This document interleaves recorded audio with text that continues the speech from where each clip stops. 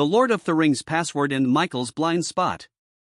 Let's start with Dwight K. Schrute's unique perspective on cybersecurity.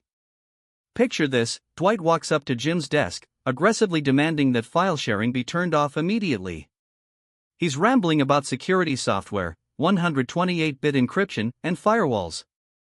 He offers to install it, but Jim, obviously, says no thanks. Dwight's response? Stupid. Identity theft happens all the time. I could become you like that, but no one can become me. Jim, being Jim, deadpants, no one wants to be you, Dwight. But Dwight is fully confident. Not true. And if they did, they couldn't because I'm password protected. Jim asks, "What's your password, Frodo?" Dwight panics and says no. Jim immediately fires back, "Did you just change it to Gollum?" And Dwight just whimpers, "No." The man trusted with a volunteer sheriff's deputy badge protects his entire identity with Lord of the Rings lore. Right after this, Michael Scott tries to jump into the conversation, asking if they want to hear about Michael Scott, Michael Scott? And everyone just says nope. Suddenly, the lunch cart arrives, and Michael gets defensive because they're trying to shoot a documentary. Michael actually tells the camera, "This is directly in a blind spot, so I'm trained to respond negatively to something right above my head. This camera stuff is great. This now, I have an eye on. It's in my periphery, and if I needed to block it, attack it, stop it somehow, I could come right out. I mean, I know you're doing your job, but I'm doing my job." Dwight's perfect date. Speaking of Dwight's intense survival training, let's talk about his romantic life.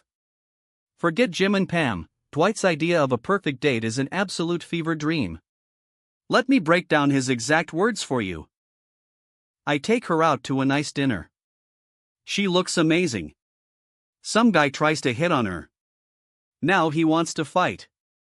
So I grab him, I throw him into a jukebox. Then the other ninjas got a knife. He comes at me, we grapple, I turn his knife on him. Blood on the dance floor. She's scared now. I take her home. I'm holding her in my arms. I reach in for a kiss. I hear something in the leaves. I flip her around, she gets a poison arrow right in her back. She was in on it the whole time. But I knew." Matt coded SRA1 and the blind voicemail. Moving on to the actual business side of Dunder Mifflin, things don't get any less chaotic. Michael usually doesn't allow solicitors in the office, but one day he breaks the rules and gives one the conference room all day. When reminded there's an HR meeting at 11:30, Michael just says, "Well, let's put them in the hallway. We'll give them some chairs." Then we have a corporate discussion about a guy named Travis, who made twice his current offer at his last job. Jim hands over a file, and someone mentions that when Sanderson came in, he mentioned his old boss, who sounded like he might have some relation.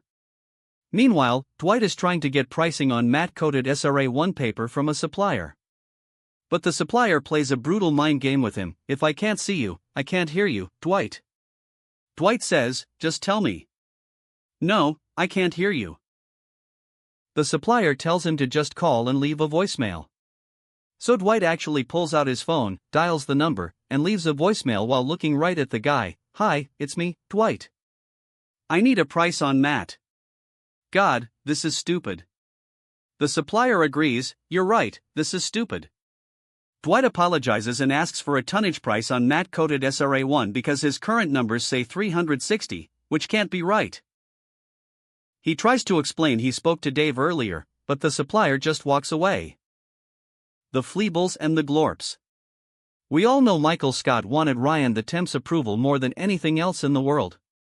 And Ryan knew exactly how to exploit that. One afternoon, Michael approaches Ryan and asks, "Hey, Ryan, do you have any music I can borrow?" Ryan asks what kind he likes. Michael, trying to sound versatile, says, "You know, everything really. I love it all. I love music." Ryan decides to test him. "Do you like hip-hop? Do you like indie rock?" Michael instantly says, "Yes, I love both of those so much. A lot of them." Ryan asks, "Do you like the Strokes?" Michael nods, "MHM. I like them. Ryan asks, do you like the hives? Michael says, yes, God. They're awesome. Then Ryan drops the trap, do you like the fleebles? The glorps? And Michael, without missing a beat, replies, aha. Yep. That last thing they did was great.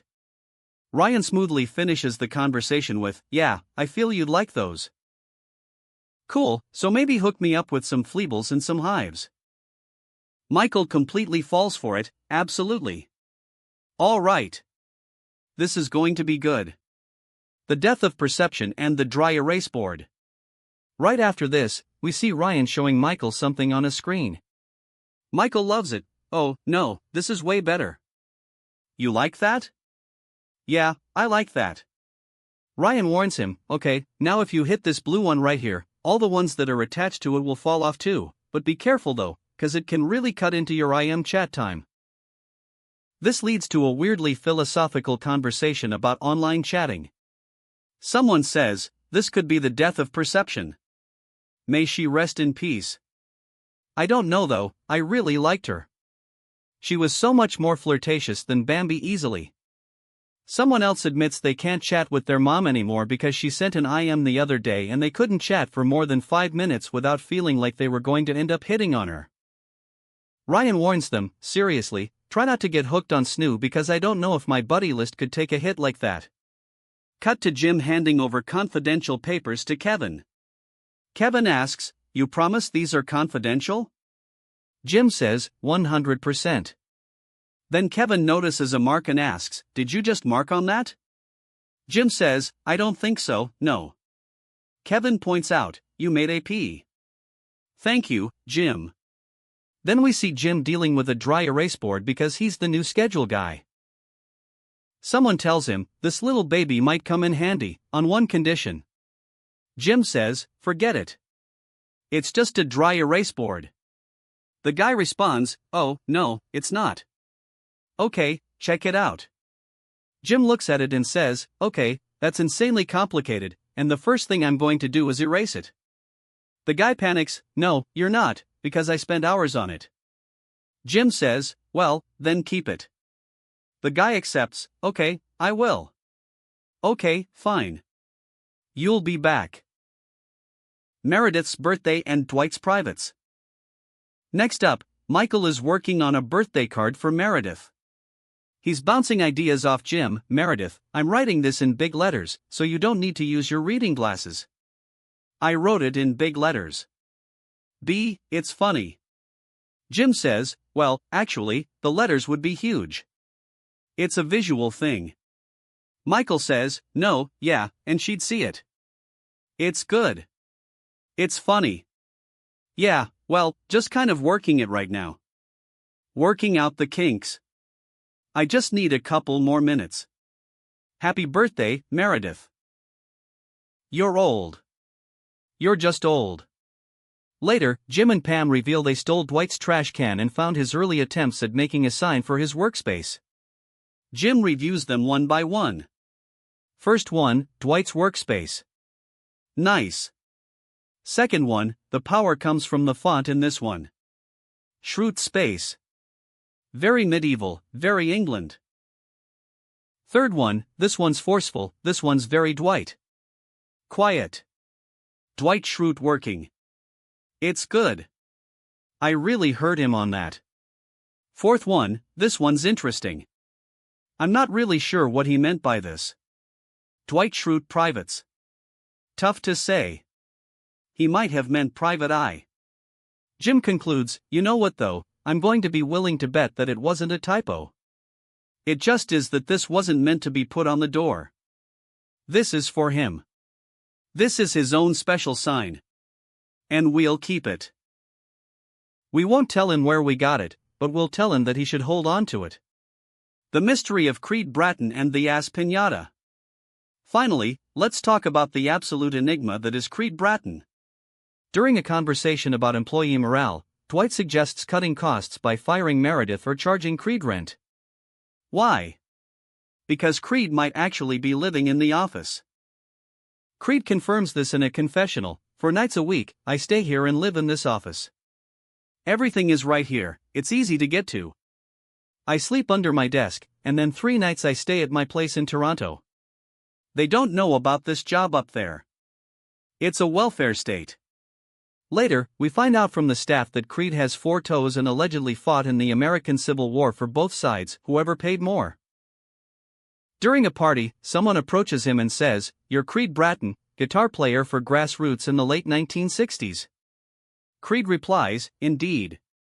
How did you know that?" The guy says, "I wrote your obituary." Creed smiles and says, "Oh, that's right. Hey, good work. Thank you very much, sir." Creed then whispers to the camera, "About 10 years ago, for tax reasons, I faked my own death. I've been collecting benefits as my own widow ever since." We leave you with Michael Scott trying to explain a donkey piñata to a room full of adults during Diwali. Michael says, "You know what some people call a donkey? A burro. An ass. So, we're going to hit the ass with a stick until candy comes out of the ass. And then we're going to eat the candy that came out of the ass. Then guess what happens to the candy after that? Then guess what happens to the candy we ate? And that is just a regular Tuesday at Dunder Mifflin.